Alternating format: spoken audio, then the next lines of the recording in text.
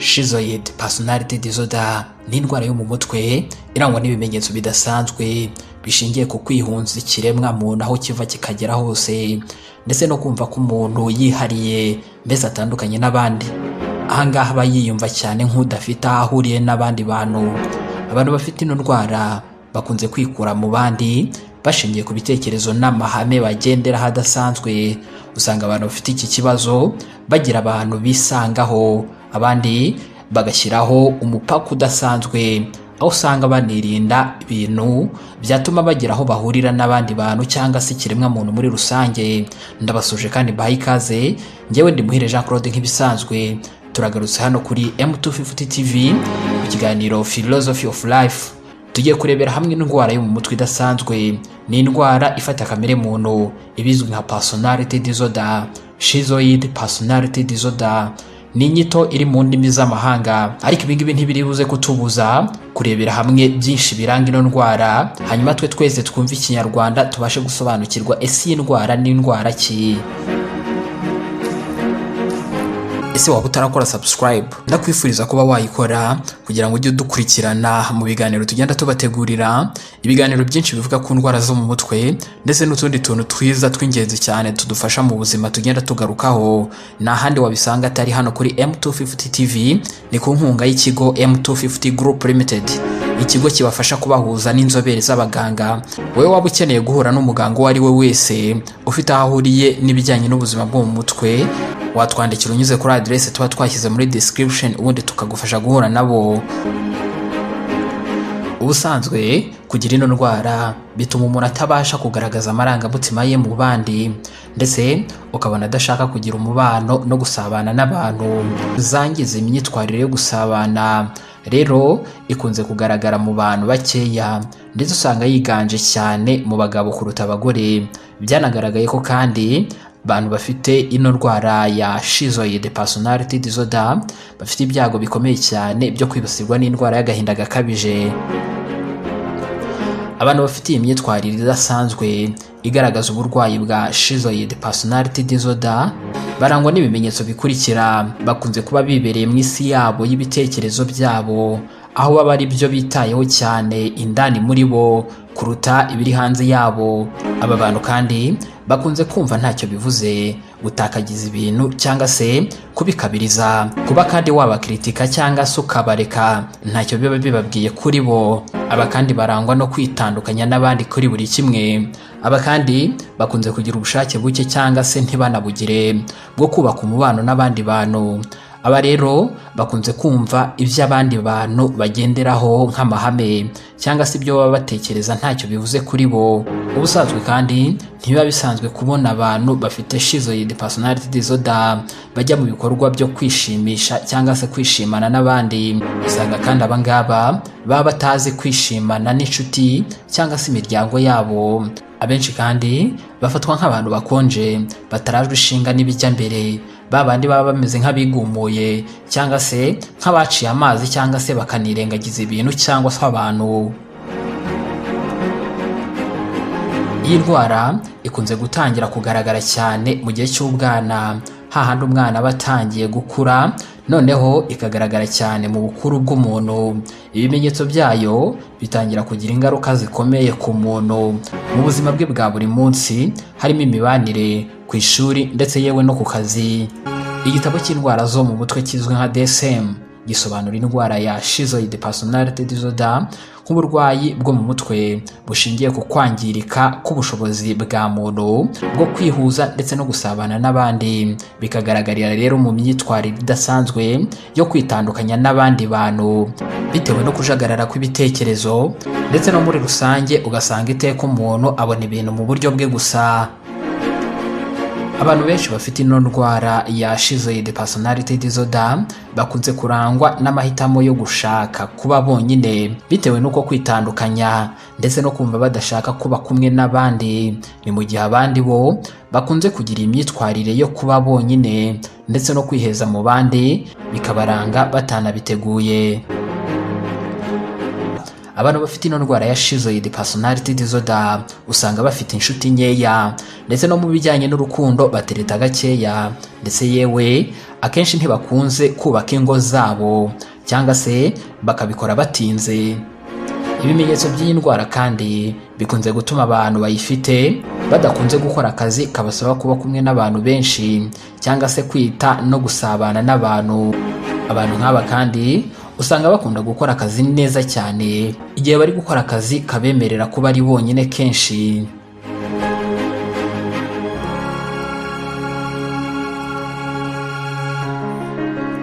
Hari itsinda ririmo indwara ya schizophrenia benshi bakunze kwitirira ibisazi, ndetse n'iyi ndwara turi kuvugaho no munsi wa none ya Schizoid personality disorder, hamwe n'indi ndwara tuzagarukaho ubutaha izwi nka Schizotype personality disorder. Zombi rero zikaba zibarizwa muri iri tsinda rizwi nka schizophrenia spectrum disorders, bitewe n'ibyo zigiye zihuriyeho byo kugira ibitekerezo bidasanzwe bitandukanye n'ukuri guhari, ariko hari ibigenda bizitandukanya muri rusange.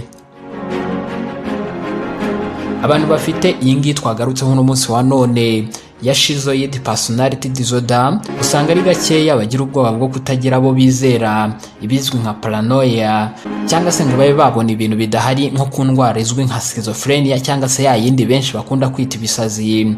Gusa nubwo mu biganiro wagirana n'umuntu ufite indwara ya Schizoid personality disorder twagarutseho no munsi, usanga akunze kuba yitaruye umuntu, ariko nanone usanga bari kuvuga ibintu biri ku murongo kandi byiza bitandukanye n'umuntu ufite indwara ya schizophrenia nyine cyangwa ya yindi nyine benshi bakunze kwita ibisazi, irangwa n'imijagararo, kuvuga ibiterekeranye ndetse n'ibindi bidasanzwe. Ubusanzwe ntabwo haramenyekana neza ibitera indwara ya Schizoid personality disorder, nubwo byizerwa ko hari uruhurirane rw'ibyo umuntu avukana n'ibindi bigirwamo uruhare n'uko umuntu yakuze ndetse n'aho yakuriye. Ubusanzwe kamere y'umuntu igirwamo uruhare runini cyane n'ibintu byinshi birimo ibyo umuntu akomora ku babyeyi be, aho yakuriye, uburere yahawe, abo yabanye nabo ndetse n'ibindi bigiye bitandukanye. Ibi byose rero bishobora gutuma umuntu yagira ino ndwara. Mu gihe waba ubona ufite ibimenyetso bitandukanye twagarutseho haruguru, watangira kwegera umuganga uzobereye ibyo mu mutwe. Umuganga rero azagufasha kumenya icyihishe inyuma y'ibyo bimenyetso ndetse no kubisesengura byimbitse. Nyuma yo gukuramo izindi mpamvu rero zose zishobora gutuma utamera neza, hari ibyo azashingiraho kugira ngo yemeze ko ufite ino ndwara ya Schizoid personality disorder. Igitabo kibamo indwara zo mu mutwe cyagaragaje ibimenyetso 4 shingiro.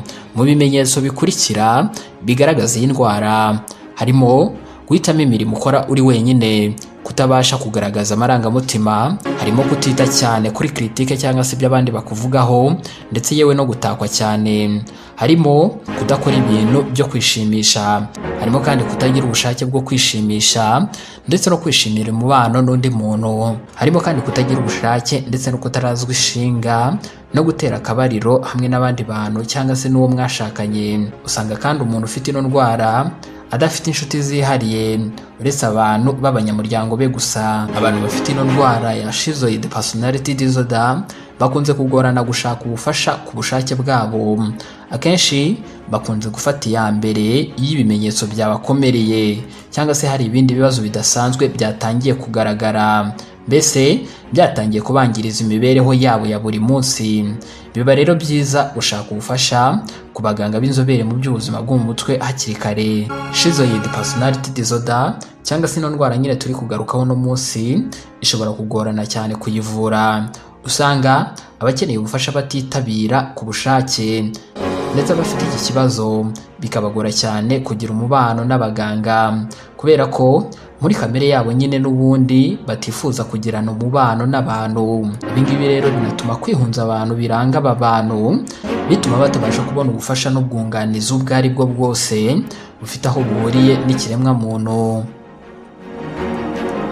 Abantu bafite ino ndwara ya Schizoid personality disorder cyangwa se nyine bwa bwoba bwo kwihunza abantu bashobora kubona icyoroshye ari ugushingira umubano wabo w'urukundo ku bwenge bw'umuntu, icyo akora cyangwa se abantu baryoshya cyane kubera ko bene izo nkundo zimeze gutyo ntago ahanini zisaba abantu kugira aho bahurira cyane n'abo bakundana nabo, bitewe n'uko nyine buri umwe aba afite ibyo ahugiyemo, ndetse yewe ntizinazanemo amarangamutima cyane hagati y'abakundana, bakumva rero nibyo byabanyura kuba bari kumwe n'abantu n'ubundi batabasiteresa cyangwa se batabasaba ibirenze, byaba mu marangamutima cyangwa se umwanya. Hari igihe ibimenyetso bikomeye cyane bishingiye ku bwoba budasanzwe ndetse n'agahinda gakabije bishobora kurenga ibisanzwe, bigatuma uburyo bw'imiti nabwo bushobora gukoreshwa kugira ngo umuntu arusheho kumererwa neza.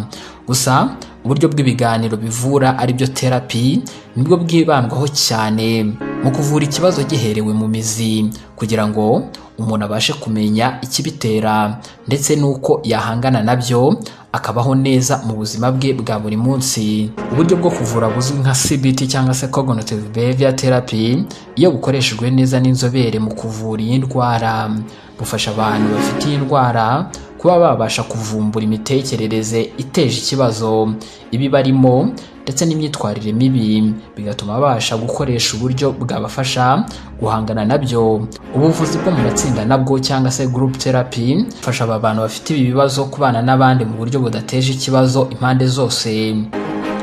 Uburyo bwa therapy cyangwa se aho umuganga aba aganira n'umurwayi ushobora kugira imbogamizi z'uko umurwayi n'ubundi aba atisanzuye, bitewe n'uko biba bijemo kuganira ubusabane n'abantu kandi aba ari byo n'ubundi aba adashaka.